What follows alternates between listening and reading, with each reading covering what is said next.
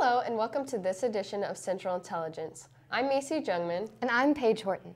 Today we explore the strain of the college commencement. We also speak on sustainable agriculture throughout the Ozarks and how it's implemented in our future, because this is CI.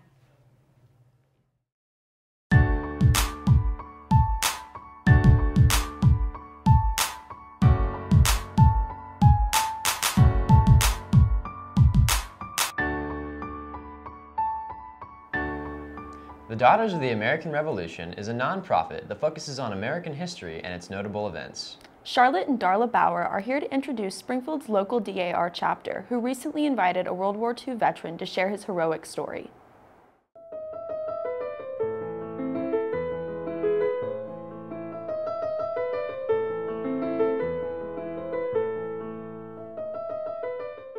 The Daughters of the American Revolution is a nonprofit organization that focuses on American history. Springfield's DAR chapter excels by featuring speakers from notable American events, most recently a decorated World War II veteran. Our three goals in DAR is historic preservation, patriotism, and education. We try to aim our programs at one of those. There aren't too many World War II veterans still living that can share their story. So I hope something like this will inform the younger generations and keep the stories alive. 100-year-old Central High School alumnus, veteran Jack Hamlin was awarded the French Legion of Honor and even had dinner with the Queen, but he recognizes the importance of sharing his story as often as he can. I was nervous coming to speak for all these ladies. I've spoke to children, I spoke to young men, young ladies, but never to people more of the age of the ladies that my wife was. It's an honor for them to ask me to come. It's a pleasure to anybody who wants to know, because there's not very many of the World War II veterans left. We all did our job, and we did it well. Jack Hamlin's first-hand account of D-Day impacted DAR members and solidified their values. I was born post that time, so it's like living history to me, and to recognize, somebody that was actually at D-Day is just pretty darn exciting. He was so decorated, and rightly so, and yet he was so very down to earth and approachable. Future generations will not have the opportunity to meet soldiers who were heroes, and all soldiers were heroes. I can remember detail after detail. It remains on my mind. I love to have the other children hear what I experienced and let them know what I did. I don't consider myself a hero. I had a job to do, not to kill anybody, but only to save a life. Signing off for Central Intelligence, this has been Charlotte and Darla Bauer reporting. With Halloween just around the corner, many Springfield residents are looking to experience local thrills. This October, Paige Horton, Sophia Birmingham, and Sham Rama explore some of Springfield's spookiest.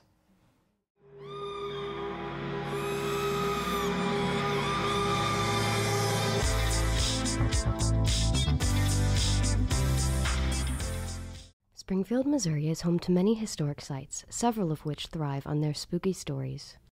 Pythian Castle was built originally by the Knights of Pythias. They were a fraternal order. They built this and several other around the country for their elderly and the orphans of their members. Then the Army took it over in 1942, and then since then it's been privately owned. The Landers Theater was built in 1909. And it was built as a live performance theater. At Pythian Castle and the Landers Theater, eerie encounters are common among visitors. Well, my first experience in the tunnel with Mr. Boots was probably the craziest. Going into the tunnel, I was the last one in. There were 4 of us. I wanted to know, is this real? And I got my answer that night. I kept turning around feeling extremely uncomfortable. And then I captured EVPs of him speaking to us. I felt something touching my hand. At first, I just kind of shaked my hand thinking it was nothing. It was like a little hand coming up and holding on to my hand. Felt like a little boy came up and was wrapping his arm around my leg. Never did see him, but I could just feel somebody touching me. I came up out of the basement where I was doing laundry and saw this guy standing in the middle of our lobby. I asked the gentleman to leave, and he kind of stood there and stared at me. As I started walking towards him, he turned around, walked away from me, then walked into the auditorium, and I, of course, followed immediately after him. But when I turned the corner to go into the auditorium, there was nobody there. I like to think maybe it was my own guardian angel saying he was there protecting me. One downtown Springfield resident shares her house's annual hauntings. So our house is actually blessed by a Jewish pastor, and so there's something hanging in the door to be like, Jewish people lived here and it was blessed. Every Hanukkah doors open, specifically the door that leads out to our sunroom. It will just swing open sometimes. Despite personal belief, one thing is for certain. There's nothing that screams October more than a good ghost story. Maybe the Landers Theater is a very haunted place. No one has ever found any reason why it's a haunted place other than the stories that we all tell. If you are around here for very long at all, you will have experiences. Wishing you all treats and no tricks, this has been Paige Horton, Sophia Birmingham, and Sham Rama reporting. You like jazz? Jordan Quirk and Jacob Tetlow introduced the Missouri State Jazz Ensemble at Sounds on the Square.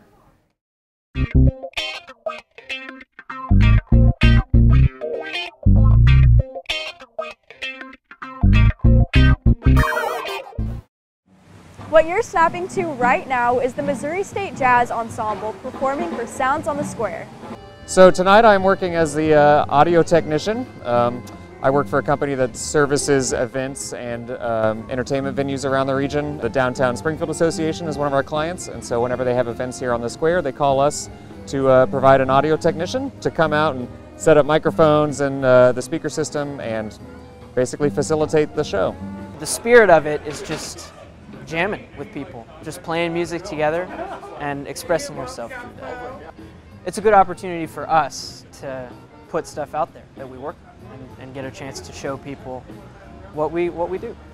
It's always nice to see people just out and about downtown, enjoying their evening, out for dinner and whatever, and then they just, walk through the square and all of a sudden, there's a free concert that they can sit back and enjoy. I know a lot of people that think jazz is just kind of boring and they don't really understand it.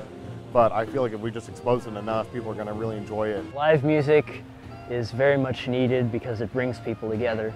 Especially here downtown, you never know who will show up and hear you and like, wow, that's cool. I never thought of that before. Events like this give insight into the true importance of music, expression, and accessibility.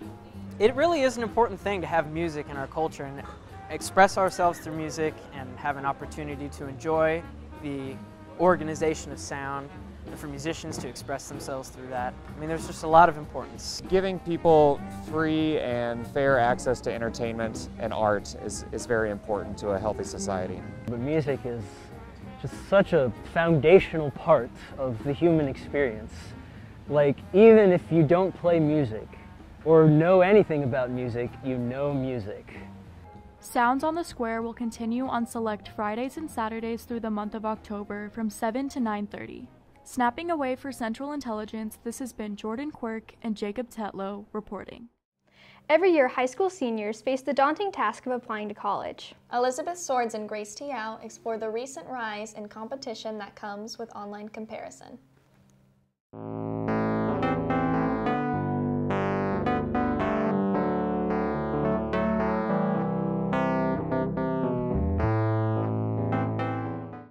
With college admissions season in full swing, deadlines are on the forefront of seniors' minds. Central senior Maggie Stanfield describes how the stress that results from this time of year can promote a toxic mindset among students. I think it's always been competitive, especially within our own grades. It's pretty competitive. I definitely experienced that here. I often find myself comparing myself to other people. Now, because we have social media, we can compare ourselves to people that live all the way across the country. It can impose just like a lot of self-negativity. Social media platforms such as Reddit provide a space in which students can seek help in the application process. However, forums like these can lead to more stress as it promotes comparison with others. A huge amount of my current classmates were like putting their stats up on this Reddit forum and asking people, rate my chances of getting into Brown, which I personally think is gross. Don't go online and ask strangers, what are my odds of getting into the school? Because if you have to ask, the chances are probably already really low. That's also what I see kind of as part of my job and, why post and forums like that is to try to, like, you know, can we bring the stress level down here? Like, it's going to be okay. There's thousands of colleges in this country, so there doesn't need to be so much stress in this process. Students focus on the colleges that have that really low acceptance rate. And I think there is this mindset that if I'm not involved in these clubs or if I'm not doing all these things, that my application won't stand out and that I won't get in. And that's not true. We can find a college that fits, you know, your personality and what you want and the things that you have accomplished. It's not about what's the best school, it's what's the best school for you. An important part of this process is understanding fit. And there's not only one answer to that. Like, there's not only one university you could go to be happy and successful. Any school can be right for you if you pursue your passions and put the work into making your college experience what you want it to be. And don't base your self-worth based on where you get in, because it's hard to get into some of these good schools. And just because you don't get in doesn't mean that you didn't work hard enough, that you're not passionate enough, or that you're not going to succeed. Ms. Radcliffe encourages all students feeling the pressure to take a deep breath and trust the process. Signing off for Central Intelligence, this has been Grace Tiao and Elizabeth Swords reporting. The importance of local produce is taking the spotlight in the heart of the Ozarks. Claire Bodner and Lily Boyer explore Finley Farms and its mission.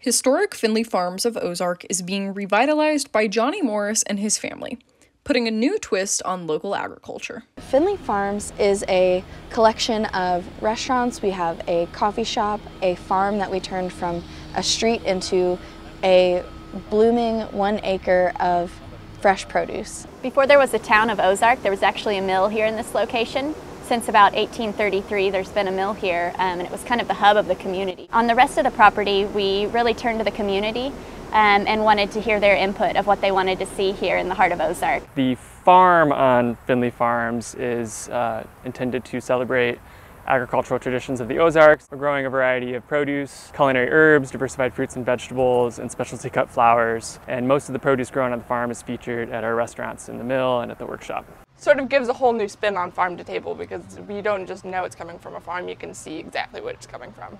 Not only does Finley Farms encourage people to think about where their food comes from, it encourages them to think about what happens to their food waste. We want to show community members how to grow healthy food using sustainable practices. Sustainability is really important to our company, and conservation is really important to my family and I. So when we started developing the property, we worked with our engineers and architects to really figure out how we could be good stewards of being so close to the Finley River. Almost all of our food waste goes directly into our compost. We also have a recycling program, so we'll do cardboard, plastic, glass, and aluminum. I think sustainability fits right in with Finley Farms' whole deal. The initial philosophy of organic farming was all about the health of the soil, regenerating the soil, sequestering carbon into the soil for healthy soil, healthy people, and a healthy planet.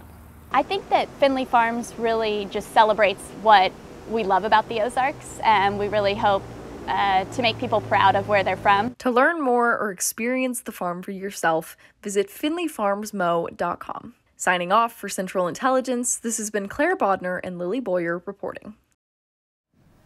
Thank you for joining this episode of Central Intelligence. Be sure to follow us on Instagram, Facebook, Twitter, and YouTube at CHS_CI. See you again in 4 weeks.